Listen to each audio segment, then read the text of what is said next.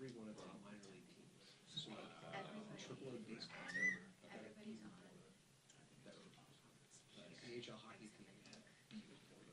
Like that was his only job was covering the Rochester American. And then they had like 4 Yes. The season. Colleges. Tomorrow's the press conference. That covered the Bills and stripped the Bills huge in Rochester. And now, like, they basically have like 2 guys, or the whole sports department, and 98% of their coverage. Heads up.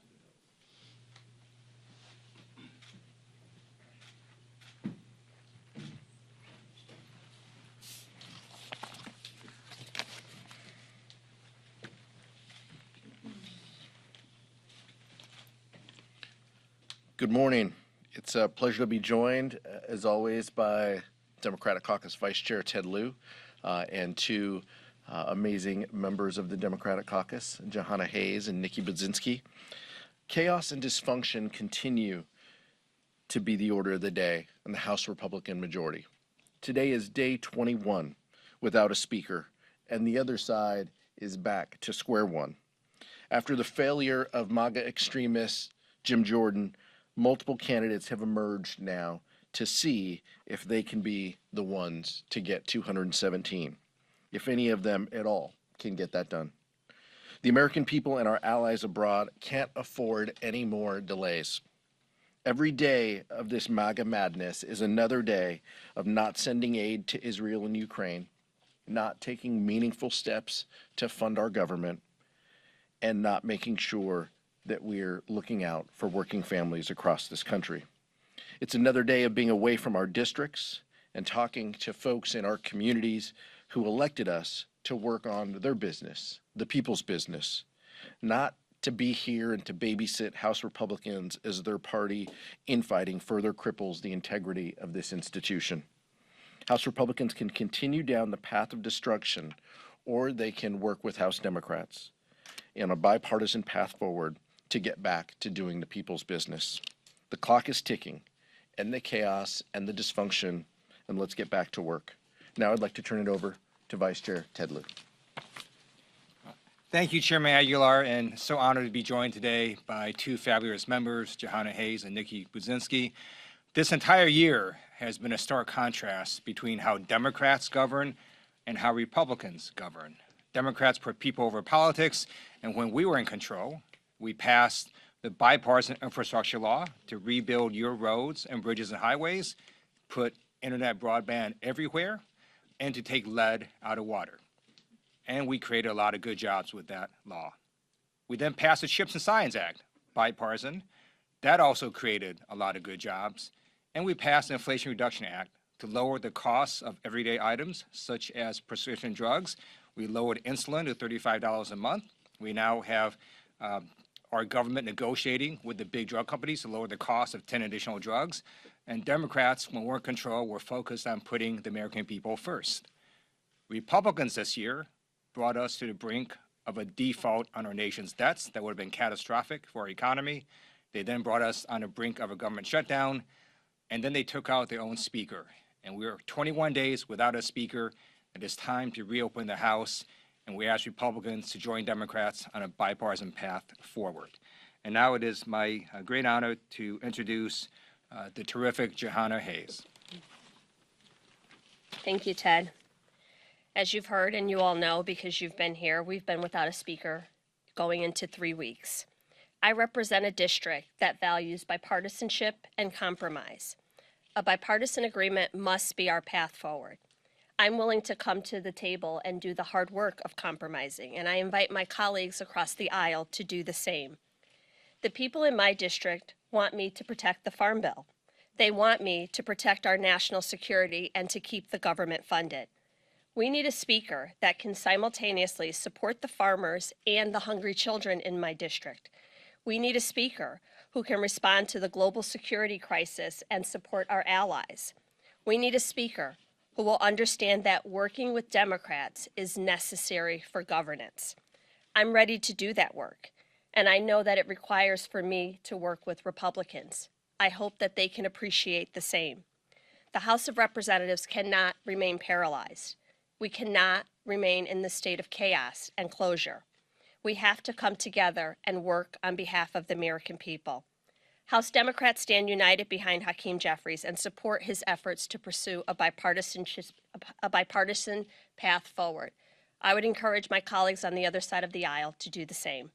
Thank you. With that, I give you Nikki Budzinski.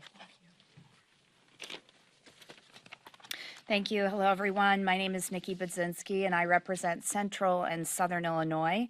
As a frontliner and someone who flipped a seat last cycle from red to blue, I know that my constituents sent me to Congress to find solutions, not be a part of the political noise and dysfunction in Washington.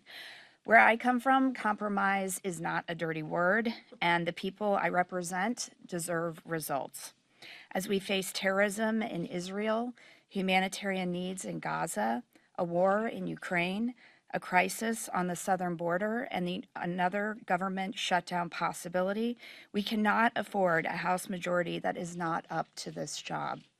I know I have colleagues across the aisle who are in the same boat, who came here to get real things done for their constituents.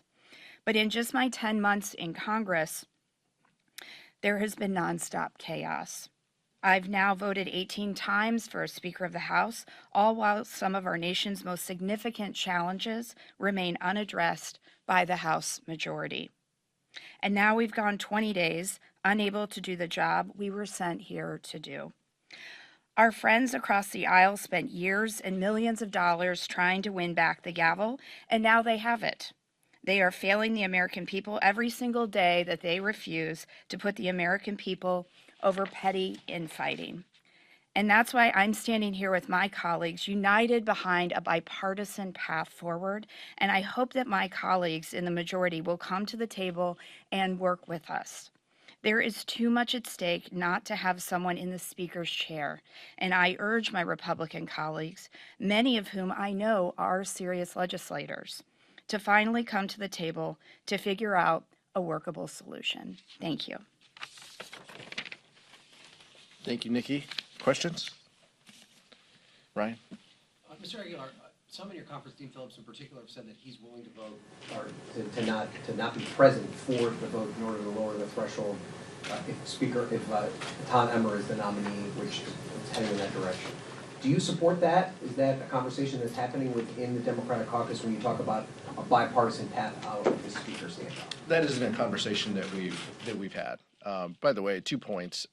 One is, he put some caveats behind that. He obviously mentioned some policy items, the fiscal year bills coming up, aid to Israel and Ukraine, changing rules. Those are things that I'm not certain that the Republican majority is serious about. But Dean Phillips throughout this last 3 weeks hasn't sat at the leadership table. He gave his resignation before that. So the conversation has been, we need a path forward, and we're willing to engage and have conversations. But that's not one that we have spent any time with. Can you tell us if you have had conversations with specific members and about what policy priorities you and the Democratic leadership have, whether it's dropping the impeachment inquiry or anything else like that? I think that's one of the kind of blessings of this place is dysfunctional as especially the last 21 days has been. All of us, Johanna, Nikki, Ted, all of us have relationships with Republican colleagues. Generally, it comes down to folks you work with within your committee or within your kind of geographic region. Those tend to be the relationships that you build across the aisle that are a little easier. So I think all of us have had those types of conversations in the elevators, in the hallways, in committee rooms. And as Nikki mentioned, there are reasonable folks who are thoughtful legislators on the other side of the aisle. There really are. Jim Jordan is not one of them. And we viewed him as a threat to the Speaker's chair. And that's why, it was our top priority to make sure he did not sit in the Speaker's chair. It's not on us to fix the Republican dysfunction and their round-robin voting that is going on, right now. But we are serious about making this place work. We are serious about funding government. We are serious about making sure that we look out for our allies in Israel and Ukraine. Those are things that we all want to get accomplished. Vice Chair Liu. You've been unified on the speaker's race, and you've been unified on the motion to vacate. But now that we have some members of the caucus considering voting present for in order to lower the threshold for a Republican speaker candidate, is that something you are okay with some people breaking from the caucus to do that? I think we need to slow down a little bit here. One tweet is not the feeling of the Democratic caucus. And again, by the way, he mentioned 3 significant hurdles in order for a present vote. Not saying he would vote for a Republican for speaker, but he mentioned is his threshold, specific policy items and a rules change that I doubt the majority would consider. So just putting it in that context, look, there is no, everybody has been united. The strength of this caucus has been something that all of us feel has been amazing. And it's because of this unity of purpose. It's not about one person. It's not about Leader Jeffries. It's the unity of purpose that we want to get things done. Vice Chair Liu talked about the agenda that we were able to accomplish in the last Congress. It's about passing bills that help people. And in years like this, it should be about implementing those bills that help people. That's what we should be working on with our Senate colleagues and the administration. That's what we are focused on. And I would anticipate more Democratic unity in the future, as long as we are focused on those the policy that matters. All right. Yeah. I just want to make it clear that there was no strong arming of Democrats to support Leader Jeffries. We had caucus, people were encouraged to support him. But again, the reason why we are even in this position is because Democrats supported a resolution to keep the government open. That was the hard line for some in the Republican caucus. So with that as the premise for moving forward, there has to be an appreciation, an acknowledgement, an acceptance of the fact that in order to get anything done, we have to work together. If a motion to vacate is going to come at the very moment where Democrats and Republicans work together, if a speaker is going to be threatened for working with Democrats, we have some big things ahead. We have funding the government, 8 more appropriations packages that have to come. We have a farm bill coming up. We have global crises that are competing crises at the same time. If their hard line is if you work with Democrats, you will lose Republican support, that's not a place for governance. So again, we, I think, are aligned by our values, making sure that we get a speaker who is reasonable and will compromise, will work with us to bring legislation to the floor, get an up and down vote, be willing to make some compromises where they're necessary so that we can move forward. This wasn't where we just dug in the sand and said, we're going to vote for a motion to vacate. We've been trying at every point with the debt ceiling, with the appropriations, with the continuing resolution, to give Democrat votes where we knew it was best for the American people, and we are willing to continue to do that. So let me just follow up what Johanna said. Democrats have worked on a bipartisan basis. The infrastructure law we passed, that was bipartisan. The CHIPS and Science Act we passed, that was bipartisan. The PACT Act that we passed to help our nation's veterans, that was bipartisan. And so now we have a bipartisan path forward. We just need some Republicans to abandon MAGA extremism and come join us. So the question is, well, why not have Republicans vote present? And so the media should be asking that question as well. Nick? Congressman Dean Phillips it's been reported that he's going to launch a presidential bid against Joe Friday. His campaign bus has already been spotted on the road. Do you have any response to that? I'm sure that has nothing to do with the tweet that he put out earlier today.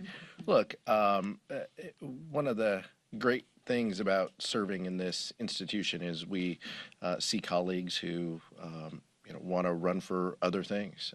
Some of them are successful, some of them aren't. I think all of us, have talked about the importance of reelecting, Joe Biden and Kamala Harris. That becomes an important piece that we can talk about, across the street at some point in the political context. That's what we're focused on. But people having ambitions and running for other things in this place is just kind of par for the course. Congresswoman Sheila Jackson Lee, there was some audio leaked over the weekend of her berating some interns or staffers. Have you had a chance to listen to the audio? Do you have a response to the audio? Have you had a chance to speak with the Congresswoman? Everybody should, try and to do their best, and more than try. Everyone in this institution, every member has an obligation to treat staff respectfully and to treat each other with dignity and respect. And when people fall short, they should say that they fell short. So I've heard the audio. I have not had a conversation, but I'll let her speak for herself on what's next. Thank you so much. Thank you. Thank you.